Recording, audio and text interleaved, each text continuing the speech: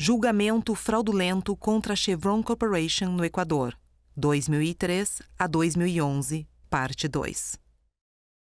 A equipe de advogados dos autores da ação de Lago Agrio, tendo apenas conseguido que o juiz do caso interrompesse as inspeções judiciais e cancelasse os trabalhos dos especialistas independentes, se concentrou em deixar a análise de todas as questões ambientais nas mãos de um único homem. Essa estratégia surtiu efeito e o juiz local determinou que a perícia fosse conduzida pelo perito global, que deveria ser um profissional independente e imparcial. Contudo, o perito global indicado, Richard Cabrera, já havia sido previamente escolhido pelos advogados dos autores e até mesmo já havia combinado a conclusão de seu relatório pericial com os mesmos. Isso ficou gravado nas cenas deletadas do documentário Crude. Após uma reunião particular com o Sr. Cabrera no Hotel Quito e outra em um restaurante, Steven Donziger, advogado norte-americano dos autores equatorianos, afirmou que Cabrera seria a melhor indicação para perito global por ser perfeito para despistar a Chevron. Também há gravações de reuniões secretas nas quais os advogados dos autores e o Sr. Cabrera discutem o conteúdo do próprio relatório pericial que o Sr. Cabrera, na qualidade de perito global, deveria entregar ao juiz responsável pelo caso no Equador. Meu nome é Richard Cabrera, sou engenheiro geólogo. Esse relatório, aliás, sequer foi elaborado pelo Sr. Cabrera, que só o assinou. A sua elaboração ficou a cargo da equipe de advogados e consultores dos autores. Isso ficou claro na gravação da reunião realizada em 3 de março de 2007, onde há cenas em que a equipe dos autores se gaba de que iriam fazer o trabalho de Cabrera e brincam afirmando que a Chevron Corporation não seria autorizada a participar. Apoyar al perito en la redacción del informe. Y aquí sí queremos el apoyo de todo el equipo técnico nuestro, de expertos, científicos, abogados, politólogos, para que todos aporten ese informe.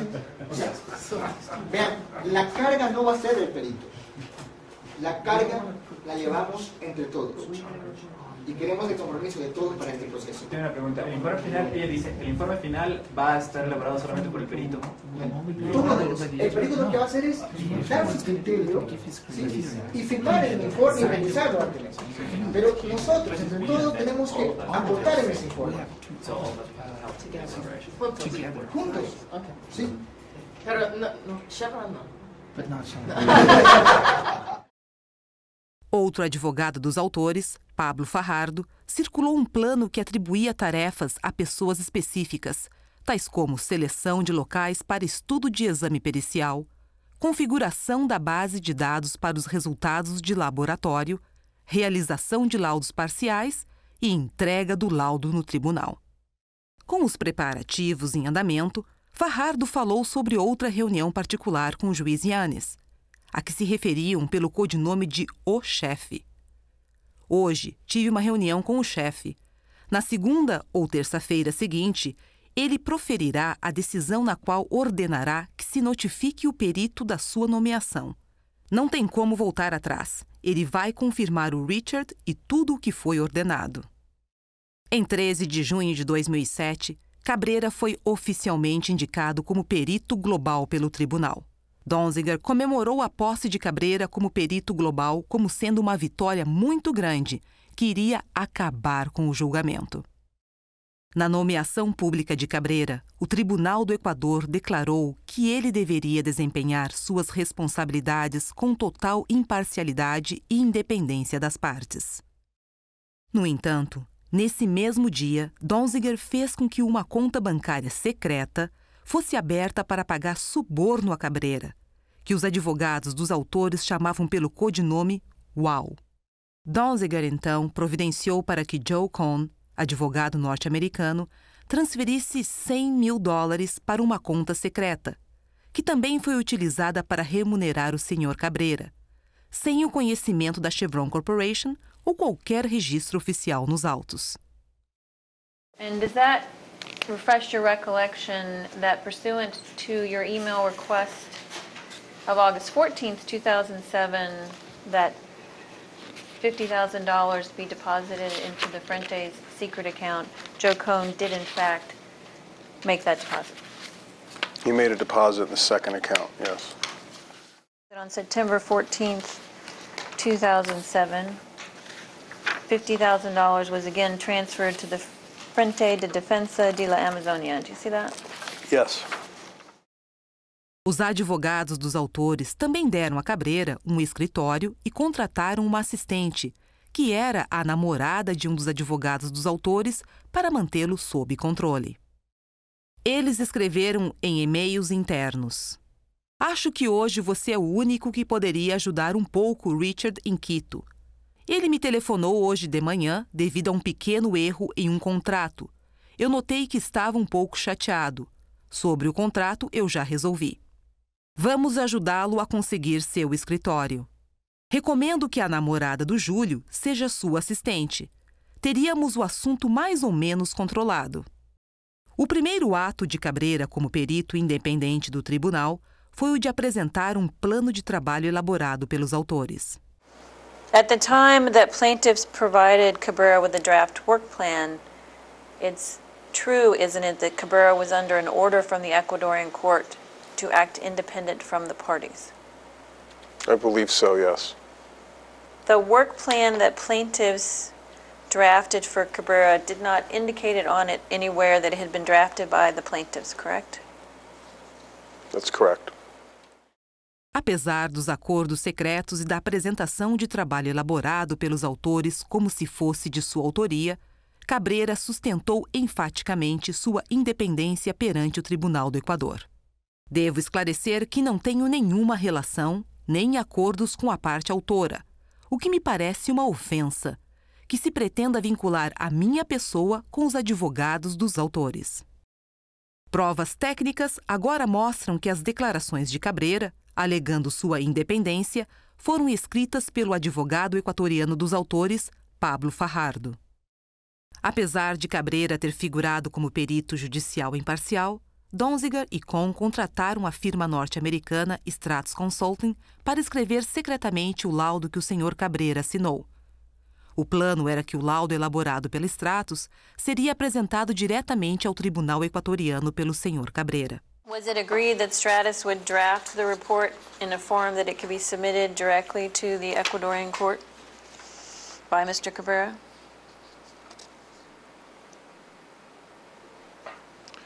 I don't have a specific recollection, but I think that was the general idea. E isso é exatamente o que aconteceu. A Stratus Consulting elaborou o laudo de Cabreira em inglês, um idioma que o perito não domina, com a linha de abertura. Este laudo foi redigido pelo engenheiro Richard Cabreira para prestar assistência técnica pericial ao tribunal no processo de Maria Aguinda e outros versus Chevron Texaco Corporation. Isso ficou devidamente comprovado em documentos. Pouco antes do laudo ser apresentado, ele foi traduzido para o espanhol. A análise pericial nos computadores dos advogados dos autores, realizada por determinação judicial em ação nos Estados Unidos, revelou que em 31 de março de 2008, um dia antes do laudo de Cabreira ter sido apresentado, os advogados dos autores estavam realizando os ajustes finais no laudo. O laudo Cabreira, encontrado nos computadores dos advogados dos autores, é a transcrição literal do primeiro parecer apresentado em juízo pelo Sr. Cabreira em 1º de abril de 2008, onde indicou ser necessária uma indenização de 16 bilhões de dólares para a reparação ambiental da área supostamente contaminada. Os advogados dos autores continuaram a fraude, empregando a Stratus para fazer acusações criticando o projeto do laudo Cabreira como injustamente favoráveis à Chevron Corporation. Em seguida, os advogados dos autores, em conjunto com a Stratus, escreveram um segundo laudo em nome de Cabreira, respondendo às suas próprias críticas e aumentando o valor das indenizações para mais de 27 bilhões de dólares. Registros documentais deixam claro que, ao todo, a Stratus recebeu quase $1 milhão para redigir secretamente o laudo Cabreira, criticá-lo e, em seguida, responder a essa crítica em nome de Cabreira. Embora Steven Donziger e a Stratos houvessem solicitado que os consultores independentes endossassem o laudo Cabrera, nenhum se dispôs a fazê-lo. Então, em dezembro de 2008, a Stratos emitiu e publicou seus próprios comentários endossando o laudo Cabrera, o qual ela mesma havia escrito anteriormente.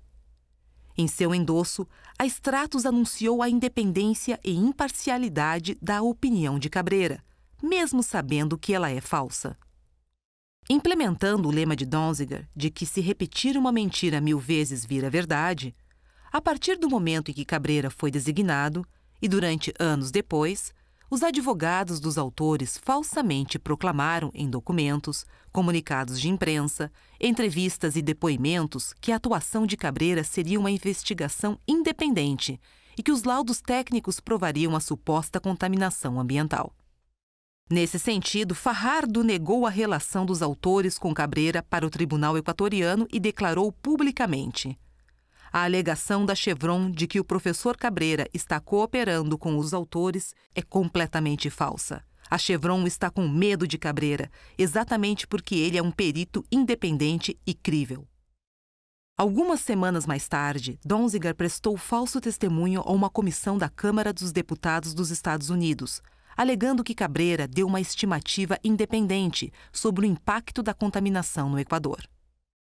Ao mesmo tempo em que Donziger estava mentindo ao Congresso, os advogados dos autores da ação continuaram a pagar suborno a Cabrera para enfrentar o seu perigoso desconforto, para mantê-lo em linha e para tranquilizá-lo.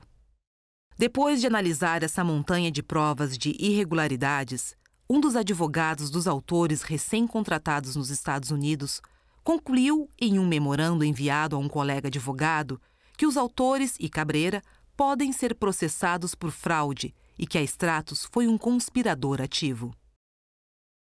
Na primavera de 2010, quando as fraudes envolvendo Cabrera estavam sendo descobertas em tribunais norte-americanos, um dos advogados equatorianos dos autores, Júlio Prieto, fez uma confissão chocante ao advertir seus colegas que os documentos que foram apresentados nas ações judiciais nos Estados Unidos teriam efeitos potencialmente devastadores no Equador. Além de arruinar o processo, podemos ir todos os seus advogados para a cadeia. Além disso tudo, no curso de uma ação de produção de provas nos Estados Unidos, ajuizada pela Chevron Corporation contra a Stratos, pelo menos 2 dos escritórios de advocacia norte-americanos que representavam os autores se retiraram do caso, alegando razões éticas. Com o caso desmoronando, os advogados dos autores se esforçaram para elaborar um plano de contingência. Eles decidiram tentar fazer uma lavagem do relatório do Sr. Cabrera usando 6 novos peritos.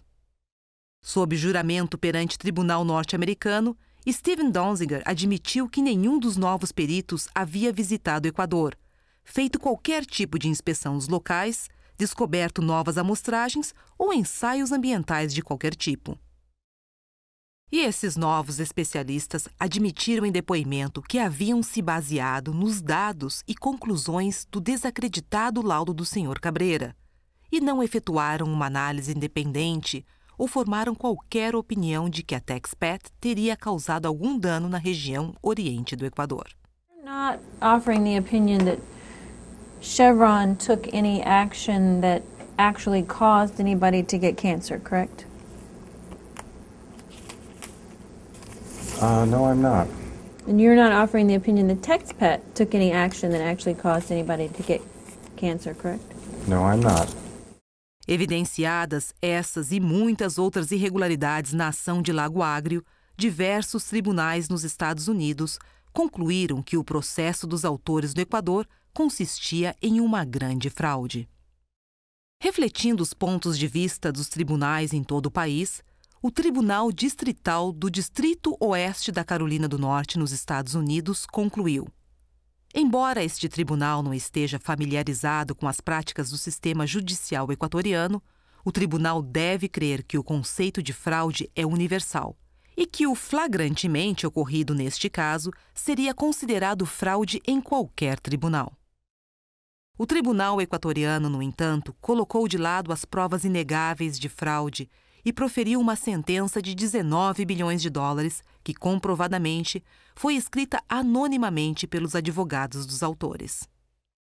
Com base nas mesmas provas de fraude ignoradas pelo Tribunal Equatoriano, um tribunal de arbitragem para tratados internacionais ordenou que a República do Equador tomasse todas as medidas disponíveis para suspender ou fazer suspender a execução ou a homologação da sentença.